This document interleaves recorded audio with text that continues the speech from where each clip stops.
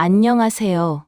저는 서울에서 변호사로 일하고 있는 30대 후반 여성입니다. 오늘 제가 여러분께 들려드릴 이야기는 제 인생에서 가장 어리석었던 선택과 그것을 어떻게 바로잡았는지에 대한 이야기입니다. 저는 대학 때부터 법학을 전공했고 사법시험에 합격해서 변호사가 되었어요. 특히 이혼 소송을 전문으로 하다 보니까 정말 별의별 부부들을 다 만나봤습니다.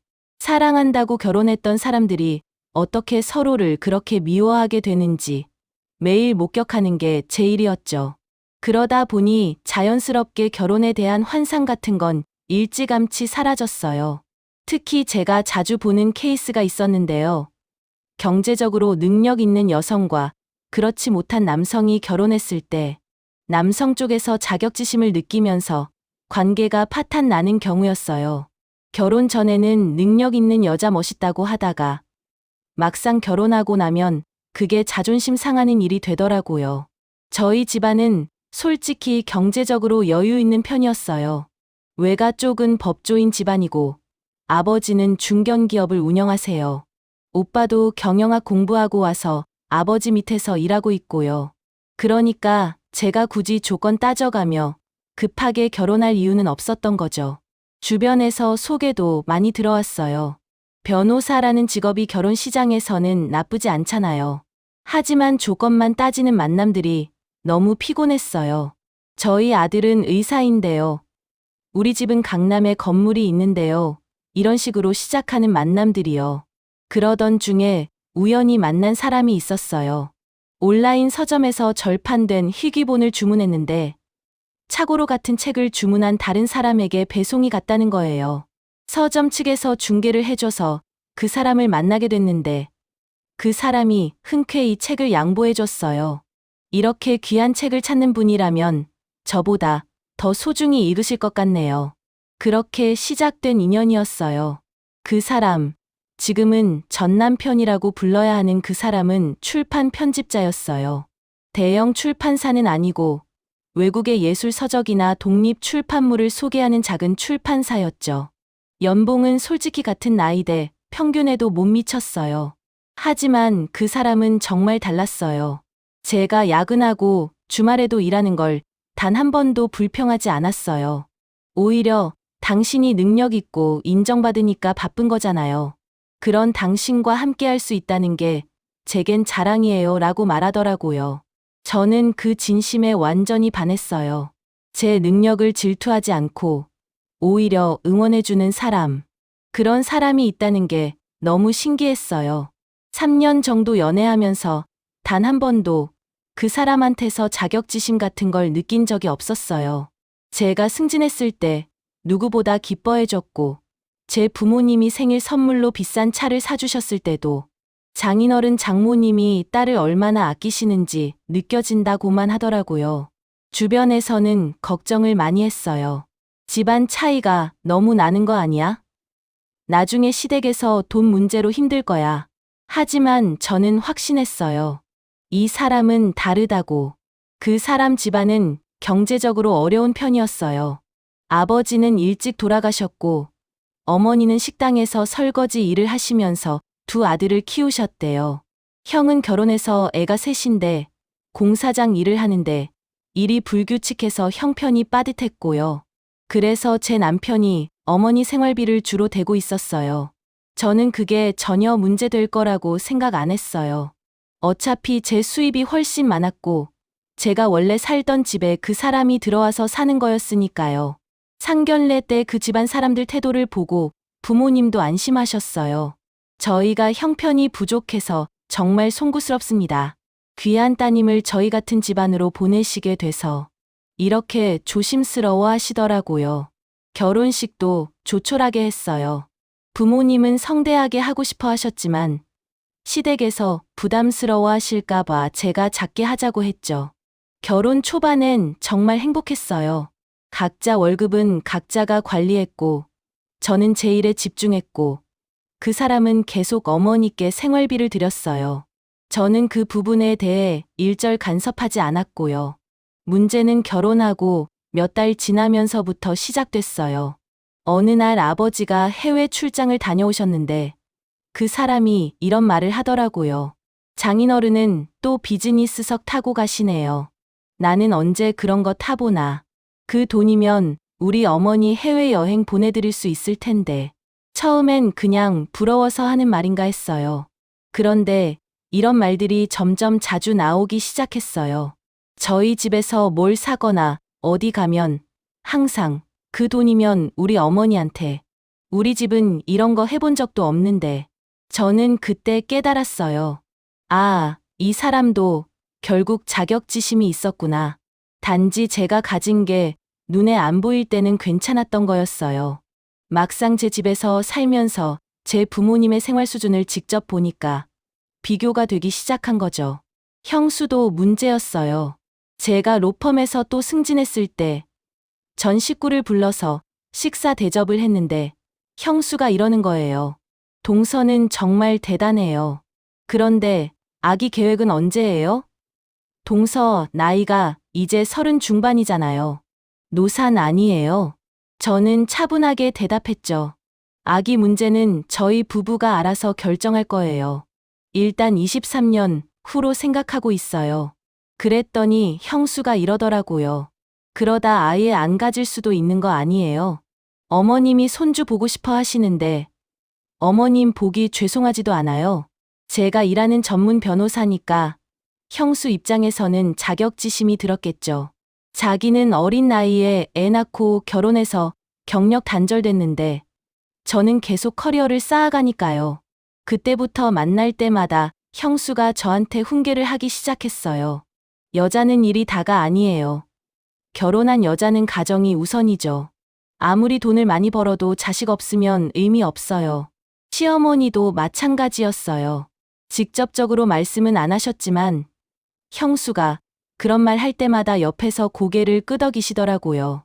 한 번은 제가 남편한테 말했어요. 당신 형수랑 어머니가 나한테 자꾸 그런 식으로 말하는데 당신은 왜 가만히 있어? 그랬더니 남편이 이러더라고요. 여자들 문제에 남자가 끼어들면 더 이상해질 수 있잖아. 당신이 알아서 잘 넘기고 있는 것 같아서. 그때 조금 실망했어요. 결혼 전에는 그렇게 저를 응원하고 지지해 주더니 막상 자기 가족들이 저를 공격할 때는 방관하더라고요. 그리고 결정적인 사건이 터졌어요. 어느 날 형수가 울면서 전화를 했어요. 동서, 큰일 났어요. 어머님이 병원에서 췌장암 말기 판정 받으셨대요. 시한부래요. 충격이었죠.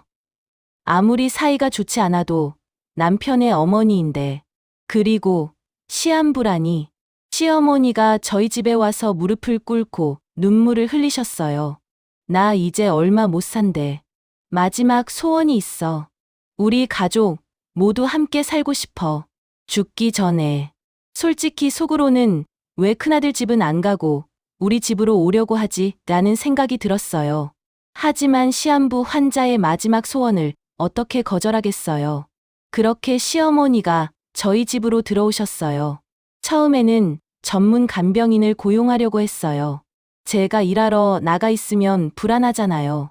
근데 시어머니가 완강하게 거부하시더라고요. 아니야. 나 아직 그 정도는 아니야.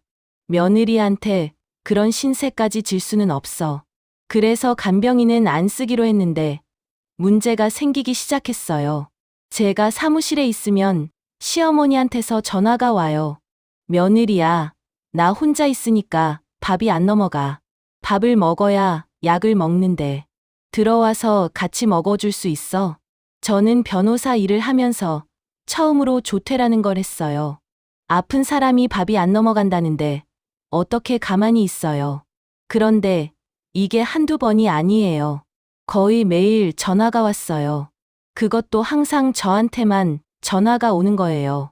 아들한테는 안 하고요. 그리고 요구하는 것들도 점점 구체적이 되더라고요. 며느리야, 오늘은 백화점 지하에 있는 그 비싼 과일 좀 사다 줄 수 있어? 죽기 전에 그거 한번 먹어보고 싶어. 며느리야, 호텔에서 파는 그 케이크 있잖아. 그거 좀. 평생 경제적으로 어렵게 사셨으니까 마지막에 좋은 것 좀 드시고 싶으신가 보다 생각했어요. 그래서 다 들어드렸죠. 한 2주 정도 그렇게 지냈을까요? 어느 날 외부 미팅이 일찍 끝나서 집에 일찍 들어갔어요. 평소보다 3시간 정도 빨리 들어간 거죠. 집에 들어서는데 시어머니 방에서 웃음소리가 들렸어요. 형수 목소리였어요.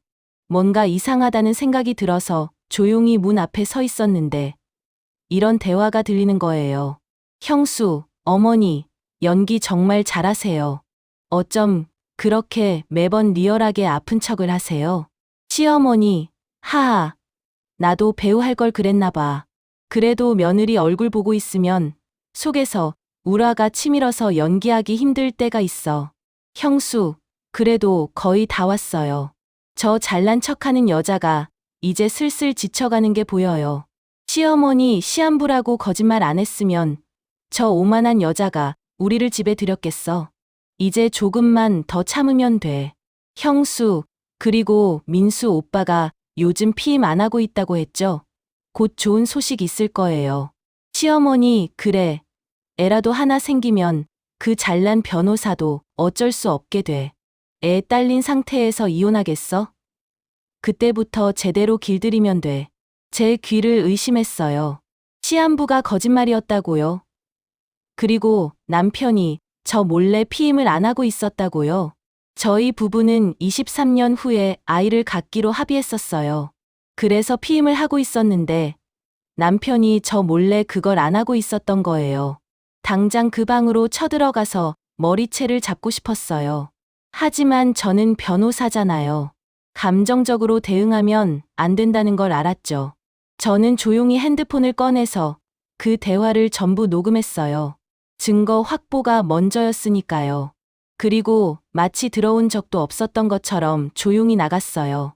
사무실로 돌아와서 제가 아는 최고의 변호사들한테 연락했어요. 저도 이혼 전문 변호사지만 본인 사건은 본인이 직접 하는 게 아니잖아요. 저는 제 소송팀을 꾸렸어요. 이혼 소송은 기본이고 시어머니와 형수를 사기죄로 고소할 준비도 했어요. 그리고 남편은 이건 좀 특별한 케이스였어요. 부부 사이에 합의한 피임을 남편이 일방적으로 어긴 것. 이건 법적으로 기망에 의한 성관계로 볼 수 있는 여지가 있었어요. 물론 쉬운 소송은 아니었지만 저는 제가 가진 모든 법적 지식과 인맥을 동원했어요. 그리고 사설 조사팀도 고용했어요. 저 가족들의 모든 걸 파헤치라고 했죠. 며칠 후 조사 결과가 왔는데 거기서 또 하나의 폭탄이 터졌어요. 형부가 외도를 하고 있더라고요. 일용직 노동자라고 하면서 일 없는 날이면 어디 가는지 아세요? 노래방 도우미랑 만나고 있었어요. 자기 자식들 먹이고 입히기도 빠듯하다면서요. 저는 그 증거 사진들을 전부 확보했어요. 모든 준비를 마치고 저는 온 식구를 집으로 불렀어요. 시어머니, 형수, 형부, 그리고 남편까지. 다 모이자마자 저는 남편 뺨을 세게 때렸어요. 나가. 너랑 내 가족들 전부 당장 내 집에서 나가. 다들 충격받은 표정이었죠. 무슨 일이에요? 형수가 물었어요. 저는 웃으면서 대답했어요. 무슨 일이긴. 사기꾼들이랑은 못 살겠다는 거지. 시어머니 얼굴이 하얗게 질리더라고요. 시한부 연기 정말 잘하시더라고요. 어머님, 배우 하셔도 되겠어요. 그 말에 방 안이 얼어붙었어요. 저는 핸드폰을 꺼내서 녹음 파일을 틀었어요. 그 방에서 나눴던 대화가 고스란히 재생됐죠. 어떻게 알았어? 시어머니가 떨리는 목소리로 물었어요. 제가 뭐 하는 사람인데요. 변호사예요. 변호사. 그것도 이혼 전문. 저는 형수한테 다가가서 사진을 던졌어요. 형부가 다른 여자랑 찍힌 사진들이었죠. 형수님은 저한테 결혼한 여자는 남편 뜻을 따라야 한다고 하셨죠. 형부님이 이렇게 바람 피우고 다니는데도 잘 따라줘야죠. 형수가 그 사진을 보고 비명을 질렀어요. 이혼하고 싶으시면 제가 좋은 변호사 소개해 드릴게요. 아, 근데 변호사 쓸 돈이 있으려나? 형수님은 이제 사기죄 전과자가 될 텐데. 남편이 제 앞에 무릎을 꿇었어요. 여보, 미안해. 내가 잘못했어. 우리 다시. 닥쳐. 너는 특히 용서 못해. 합의한 피임을 너 혼자 어긴 거. 그거 법적으로 성범죄야. 알아? 남편 얼굴이 새하얘졌어요. 저는 미리 불러둔 용역 업체 사람들을 들어오게 했어요. 이 사람들 짐 전부 싸서 내보내 주세요. 그렇게 저는 그 가족들을 제 집에서 전부 쫓아냈어요. 소송은 제 완벽한 승리로 끝났어요. 저는 이혼 전문 변호사고 상대는 변변한 변호사도 고용할 돈이 없었으니까요. 이혼은 당연히 됐고 시어머니와 형수는 사기죄로 처벌받았어요. 전 남편은 성범죄 혐의로 기소됐어요. 부부간 사건이라 쉽지 않은 소송이었지만 제가 가진 모든 인맥을 동원했죠. 재산 분할도 제가 거의 다 가져갔어요. 애초에 제 명의 집에서 살았고 제 돈으로 생활했으니까요. 오히려 그쪽에서 저한테 위자료를 물어줘야 했죠. 그 이후로 그 가족이 어떻게 됐는지 아세요? 형수는 형부의 외도 증거를 확보할 방법이 없었어요. 제가 그 증거를 넘겨줄 리 없었으니까요. 결국 형수는 불리한 조건으로 이혼을 하거나 아니면 바람 피우는 남편과 계속 사는 수밖에 없었죠. 전 남편은 성범죄 전과 때문에 출판사에서 잘렸어요. 그리고 자기 인생을 망친 원흉이 어머니라고 생각해서 어머니와 연락을 끊었다고 들었어요. 시어머니는 두 아들한테 다 버림받았어요. 생활 능력도 없고 사기 전과자에 이제는 돌봐줄 자식도 없는 노인이 된 거죠. 제 친구들은 너무 가혹한 거 아니야? 라고 했어요. 근데 저는 전혀 그렇게 생각 안 해요. 저 사람들이 저한테 한 짓을 생각해 보세요. 시한부라고 거짓말해서 제 집에 들어와서 저를 부려먹고 제 남편과 공모해서 제 동의 없이 임신시키려고 했어요. 이게 계획적인 범죄가 아니면 뭐예요? 저는 변호사로서 할 수 있는 모든 합법적인 수단을 동원해서 제 권리를 찾은 것뿐이에요. 요즘 가끔 생각해요. 만약 제가 그날 일찍 집에 안 들어갔다면, 만약 제가 변호사가 아니었다면, 아마 저는 속은 줄도 모르고 원하지 않던 임신을 했을 거고, 그 상태에서 이혼하기는 훨씬 어려워졌을 거예요. 그리고 평생 저 가족들한테 이용당하면서 살았겠죠. 저는 지금 제 로펌을 새로 개업했어요. 그동안 일하면서 쌓은 실력과 인맥으로 독립한 거죠. 그리고 의뢰인 중에 저와 비슷한 케이스로 고통받는 여성들이 정말 많아요.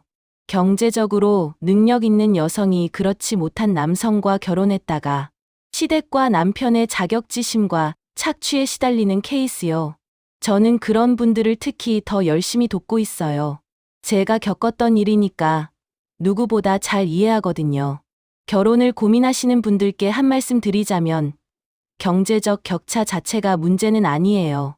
문제는 그 격차를 어떻게 받아들이느냐죠. 진짜 괜찮은 사람은 상대방이 자기보다 더 능력 있고 더 잘 나가는 걸 진심으로 응원해요. 그런데 자격지심 있는 사람은 처음에는 괜찮은 척 하다가 결혼하고 나면 본색을 드러내요. 그리고 그런 사람들의 가족도 보세요. 시댁 식구들이 며느리를 어떻게 대하는지 거기서 그 집안의 본성이 드러나니까요. 저는 이제 다시는 결혼 안 할 생각이에요. 일에 집중하면서 혼자 잘 살 거예요. 여러분도 결혼하실 때 정말 신중하게 생각하세요. 사랑만으로는 안 돼요. 상대방의 인성, 가족의 인성, 그리고 그 사람이 당신을 진심으로 존중하는지 꼭 확인하세요. 긴 글 읽어주셔서 감사합니다.